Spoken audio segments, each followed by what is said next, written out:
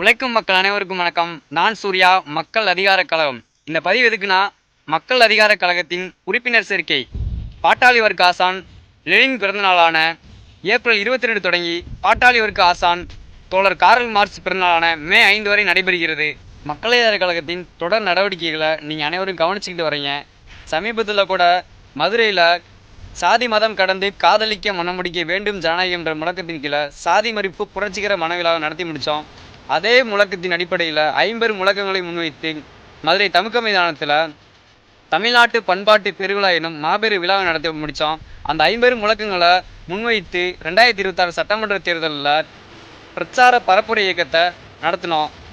அது மட்டும் அல்லாமல் டங்ஷன் சுரங்கத்திட்ட எதிர்ப்பு போராட்டம், கள்ளங்காடு சிப்காட் எதிர்ப்பு போராட்டம், தெற்கு தெருவில் குரங்கு பிரச்சனை தீர்ப்பதற்கான நடவடிக்கை, தட்டான்குளத்தில் பட்டா வழங்குவதற்கான கோரிக்கைக்கான நடவடிக்கை, ஒத்தக்கடையில் ஆரம்ப சுகாதார நிலையத்தை தாலுகா மருத்துவமனையாக தரம் உயர்த்தி என்ற கோரிக்கையை முன்வைத்து தொடர் நடவடிக்கை.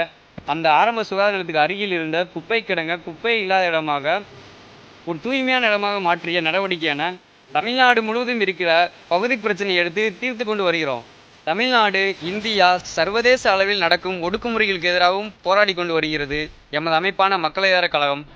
இந்த பூமி பந்து எப்படி நிற்காமல் சுழன்று கொண்டே இருக்கிறதோ அதே போல எமது அமைப்பான மக்கள் அதிகார கழகமும் மக்களின் விடுதலைக்காக தொடர்ந்து இயங்கிக் கொண்டே வருகிறது.